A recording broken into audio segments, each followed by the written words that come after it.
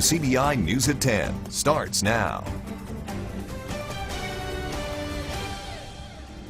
A shooting in Starkville Friday night leaves one man dead. Good evening, and thank you for joining us. I'm Cash Matlock. The Starkville Police Department responded to a call at 10:08 p.m. last night after reports of gunfire at West Main Arms Apartments, which is at the intersection of West Main Street and South Long Street. The police say after approaching the vehicle, they discovered a dead male in the driver's seat with an apparent gunshot wound. Now, the exact motive for the shooting has not been released, nor has the victim's name. The incident is currently under investigation. Police are asking anyone with information to call Golden Triangle Crime Stoppers at 1-800-530-7151.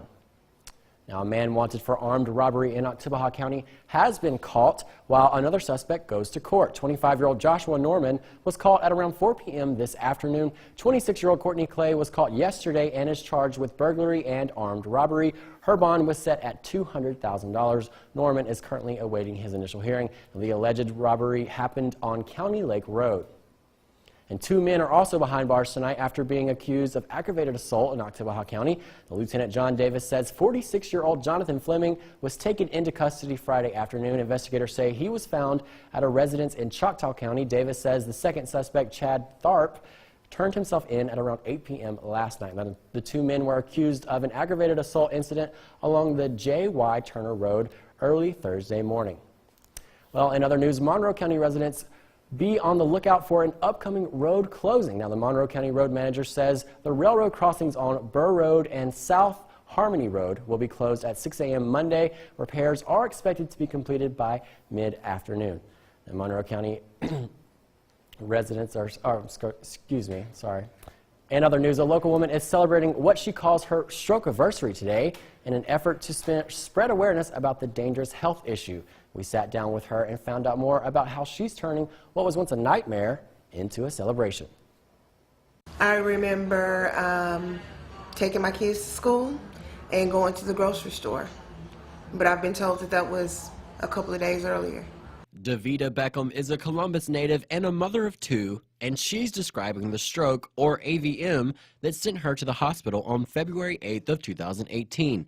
Davita says the stroke affected her memory as far back as 2014, and when she woke up in the hospital, she didn't even know what year it was. The fact that my brain ruptured in 4 different spots, it was pretty much a fact that they didn't expect me to survive.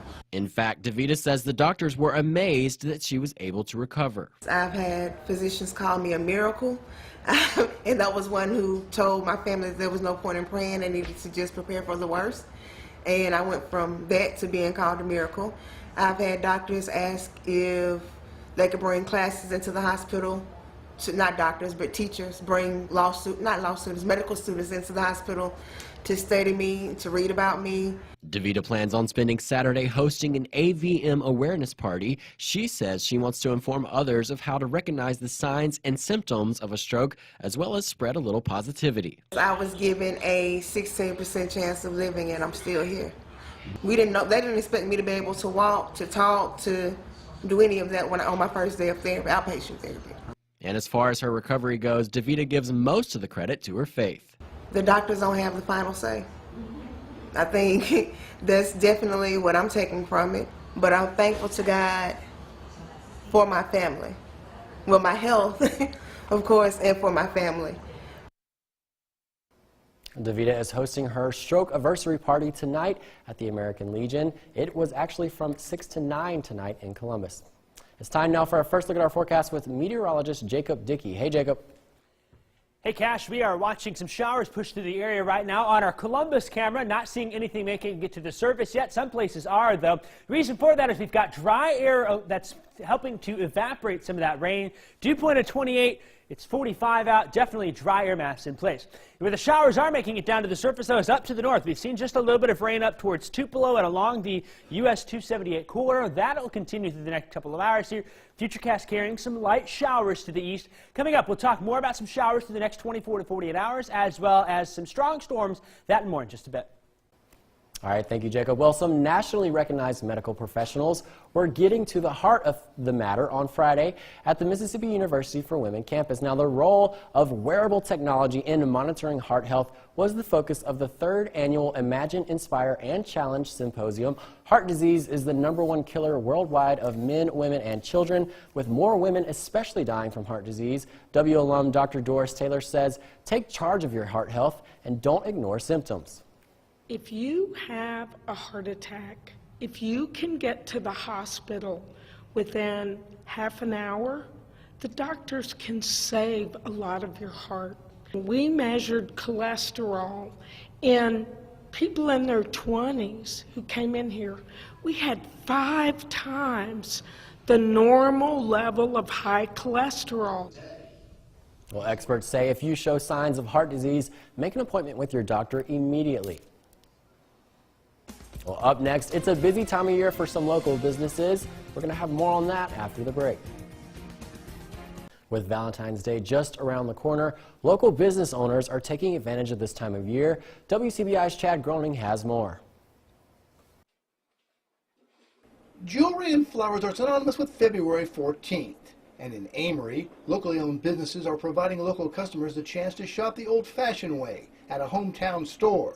Mike Tyree is the owner of Lisa's Jewelry and Gifts, which opened in 1994. Seems like most of the things we sell here at the jewelry store during the Valentine's is the pendants. The guys like to come in here and they want to see something that has a little dangle to it. So the pendants seem to be the most popular thing that we sell during the holiday season of Valentine's. We do sell some of the engagement rings, and we've got a nice variety of engagement rings here at the store that guys can fit into their budget. That's the most important thing we try to do here, is fit things into their budget. Melissa Murphy is one of the owners of Amory Flowers and Gifts, which has been around for 28 years. Valentine's Day is like the biggest day of the year because everything has to be delivered that day on the 14th, and it's very competitive in a small town. We have to compete with larger companies. As far as business goes, we start getting busy on Tuesday, and we prepare until Thursday, but it's really a month-long thing that you have to get ready for, because we have to order all of our supplies. And today I'm going to the airport to pick up all of our tropicals from Holland, and we'll be ready for you. Main Street here in Amory reminds you of the good old days when everybody came downtown to do their shopping. The businesses here have had to compete not only with the big chain stores, but also in recent years, the internet. A lot of our customers want to see what they're getting, and we have them made up already, so they're going to know what they're going to receive. Whereas in the internet, when you're clicking, you're not really sure what you're going to get in. We're going to provide the service. When you send it back to the big box store, or you send it back to somebody at Amazon, you may or may not get back the same ring that you bought. You may get something completely different. But what we're going to do here, in order to compete with the big box stores, we're going to stand behind you 110% on everything that we do. I will make it good. Chad Groening, WCBI News, Amory. Well, you still have plenty of time to get something for that special someone. Valentine's Day is this coming Thursday. Well, in other news, a 14-year-old boy fighting cancer has a plea to the public. He wants the person who stole his chemotherapy medicine to give it back. CBS affiliate KLAS reports. This is 14-year-old Gage Haynes. He takes 8 of these pills every day. It's called Rydapt. I have systemic mastocytosis. It's a rare form of cancer, and it's just been happening my whole life, so I'm used to it. But now we finally found a way to help it, because my whole life there's really been nothing. Haynes was diagnosed with systemic mastocytosis when he was 6 months old. Since then, he's been in and out of the hospital. I always tell him that this is our journey. We were on this road for a reason. Every day is a constant battle. Today proved no different. Around 1 o'clock in the afternoon, a man with an orange in one hand and a soda can in the other nonchalantly stole 2 packages from Stacy Shavinsky's front door. Once I realized that it was my son's medication, then I got upset.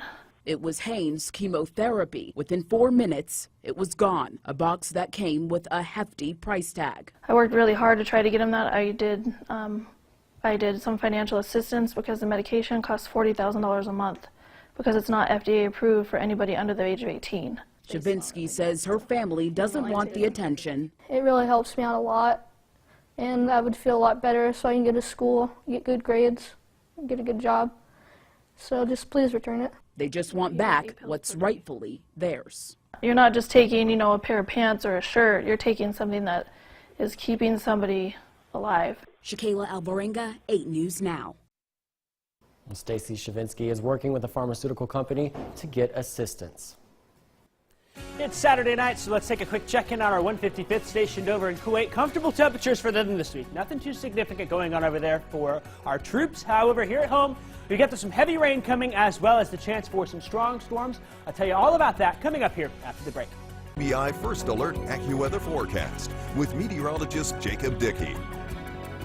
We've got some showers popping up on radar this evening here. It looks fairly impressive, like some good rain returns north of Highway 8 here into Tupelo and whatnot. But the key is that really there's not a lot going on because the air is so dry tonight. There are some showers still, likely maybe a few sprinkles in spots here across our area. Many of us, though, will stay dry.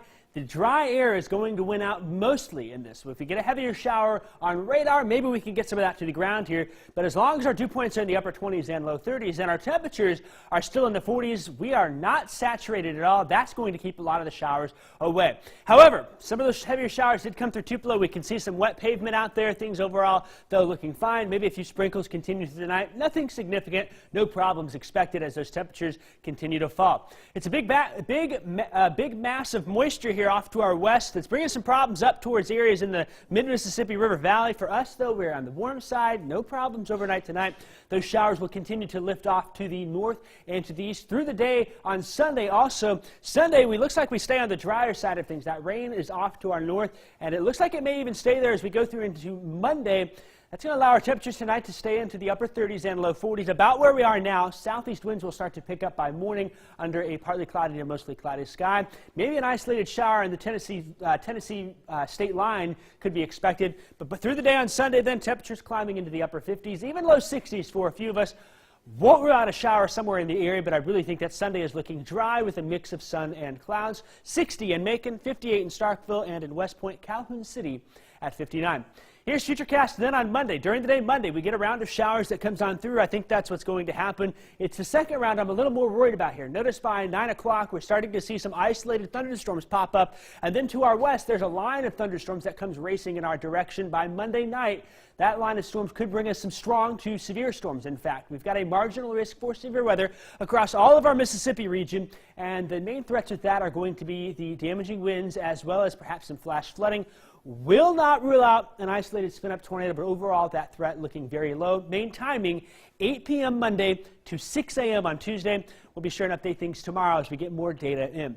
After this system clears on through, then Tuesday during the day and even Wednesday are looking pretty nice out there. We're still staying in the 60s in spite of this cold front that's coming on through all the way through Friday. Another cold front could bring some thunderstorms on Thursday and Friday, and that, I think, will bring some colder air as we head into next weekend. Well, it's a rematch between the MSU Bulldogs and the Kentucky Wildcats. See the highlights next in sports. WCBI Sports with Courtney Robb. Well, a rematch to fifth-ranked Kentucky set up the perfect display to continue on a road to redemption for the Bulldogs. And although they struggled early, a comeback looked possible in this second half. The Bulldogs trying to bounce back against fifth-ranked Kentucky. MSU looking for revenge after the 21-point loss 2 weeks ago. Kentucky out the gate with hot shooting. P.J. Washington, the man on fire, hits the triple. P.J. scoring Kentucky's first 8 points. Still a close ball game. Tyson Carter showing off the step-back mid-range J. The money shot for 3. It'd be a 3-point ball game 14 minutes in. Until the Wildcats go on a run. Dogs in transition, but picked off by Ashton Higgins. UK going the other way. The pass to Tyler Hero finishes at the rim. Kentucky stretches it to a 12-point lead. But the Dogs get it under 10. Robert Woodard with the hesitation. Blows past the defender for the scoop layup and the pretty finish. But Kentucky pulling away in the second. Ashton Higgins kicks to P.J. Washington again from deep. Kentucky up 49-31 and running away with it. Until the big dog run comes alive. Kicked off by Q Weatherspoon, making Hero slip and slide. Knocks down the top of the key triple. And Nick Weatherspoon now dishing the sugar, finds Robert Woodard for the ferocious two-hand jam. The Bulldogs cut it to 8. And to cap it off, Kentucky missing the transition triple. Peters with the board, and a beautiful outlet pass to Tyson Carter makes it showtime. Flex on him, Tyson. A 19-2 run has the Bulldogs down 1 and the hump bumping. But Kentucky is a top 5 team for a reason. A fantastic defensive possession for MSU. Weatherspoon denying Hero. Washington bobbles the ball, ends up in Hero's hands, and the fall away triple is going to be good.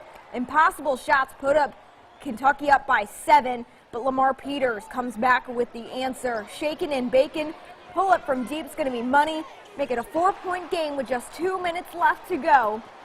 But the backbreaker, Higgins finding PJ Washington, gets past the D, makes contact with Weatherspoon, and it's called a block. Washington with the bucket. The Dogs unable to close the gap. Another heartbreaker for MSU, falling to Kentucky 71-67. WCBI Sports' Tom Ebel recaps the tough loss inside the hump. It was a tale of two halves for Mississippi State. Ben Howland said in the postgame the Bulldogs dug themselves in too deep a hole in the first half, trailing 49-31 early in the second half. But then another miraculous run by the Bulldogs, 19-2 over 7-minute span to make it a 1-point ball game. But it just wasn't enough. Kentucky answering with a 7-0 run of their own. And it was back and forth the rest of the way. The Bulldogs just not able to make enough plays in the second half to overcome such a big deficit. It's now the second time in the past 3 games Mississippi State has struggled in the first, made a big run in the second, but unable to finish it in the end, something Ben Howland hopes changes over the final backstretch of the SEC season. I thought that they hurt us in terms of the ball screen defense. We've made some adjustments. I thought that they hit some threes and some open threes that we gave up, and they got some offensive rebounds. They only had 5 offensive rebounds in the first half, but it seemed like they were big for them. It's something we want to do. I mean, it's just effort. I mean, we didn't rebound well. I'm sure they beat us on the offensive glass this game. I mean, we just got to come out with energy. If we come out the first half how we played the second half, then I think we can win that game. Believe me, at halftime I said they got 2 runs in them. So they're going to come after us twice. We got to withstand those 2 runs. And that's what I said at halftime. And we withstood the first one, the start of the half, where they were scoring every basket. And we scored 2, so we withstood that one. And the other one, we held on to the rope, and our hands are bleeding right now. Let me tell you, we just held on. John Calipari spoke at length after the game just about how competitive the SEC is this year, continually calling Mississippi State a top 20 team nationally, even with a 4-6 conference record. So the Bulldogs will try and regroup. A rematch against Alabama coming up here inside the hump on Tuesday. Head coach Ben Howland calling that game a must-win as the Bulldogs remain a month away from the SEC tournament, trying to get back toward the top of the SEC standings. Reporting here inside the hump in Starkville, Tom Ebel for WCBI Sports. Courtney will send it back to you in Columbus. Thank you, Tom. Well, Ole Miss was on the road facing off against Georgia in Atlanta earlier today. Let's see if they were able to get the win. I have those highlights coming up for you next in sports. Stick with us. Back to the hardwood, the Rebels in Georgia looking to build a winning streak this afternoon. Ole Miss down by 5. Terrence Davis from way downtown drops the 3-point shot, and the Rebels trail by 2. But Georgia with the quick response. Rayshon Hammond knocks down the corner 3 to build their lead right back up. But Ole Miss mirrors the play. Devontae Shuler this time from the corner to knock down a 3 of his own to make it 8-6. And the Rebels continue to close the gap. Shuler from the top of the key knocks down the 3 to tie the game up right at 20. And under 3 minutes to go, Bree and Tyree bobbles the ball but takes command to drop the mid-range J right at the buzzer of the shot clock. And 10 seconds left in the first, Terrence Davis, with not a ton of room, pulls up and knocks it down to take a 12-point lead going into the break. But moving on into the second half, Tyree driving inside right to the rim for the lay-in, and the Rebs rolling now. Momentum continuing on. Tyree trying to get out of a jam to Bruce Stevens and back to Tyree in the corner. Knocks down another 3 and leads Ole Miss with 31 points. Kermit Davis gets his first win over Georgia, 80-64, the first win for the Rebels in Athens in 7 years. For some high school hoops, West Point traveling to take on Noxubee County. Fourth quarter, Green Wave on the break, but the Tigers ain't having it. A big block by the Tigers, but West Point would respond back. Michaela Williams stop and pop jumper. The Wave would be leading here by 9. And then Alexis Bell, she has the ball on the perimeter. The hesitation move, but the burst and then the finish at the rim. West Point goes on to get the win in this one, 44-37. And now to the boys. The first quarter, Tigers get going from deep with a 3 by Rice. We'll see here, knock it right down from the corner, and Noxubee's up by 3. And then a little bit later in the quarter, Williams, he's going to beat his man and hits Hopkins with this dime right underneath there to finish at the rim, and the Tigers are leading by 7. But West Point bounces right back from there. Perry Morrow hits Mike Randall for the shot.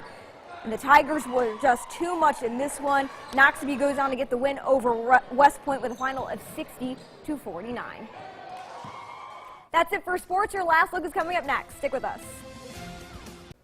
We got a pair of cold fronts on the way. The first one will bring some thunderstorms Monday night into Tuesday morning early. A marginal risk for severe weather for that. Gusty winds, the main threat. Will not rule out an isolated spin-up tornado. Tuesday, the rain is in the morning. We're dry in the afternoon, and on Wednesday, that second front then coming through likely Thursday afternoon and evening into Friday morning. Again, the second one will be the one that brings us back to more seasonal temperatures into the 50s by next weekend. We're in the 60s this week, so not bad. Yeah, I'm looking forward to the 60s. I think that's good. All right, we'll see you tomorrow.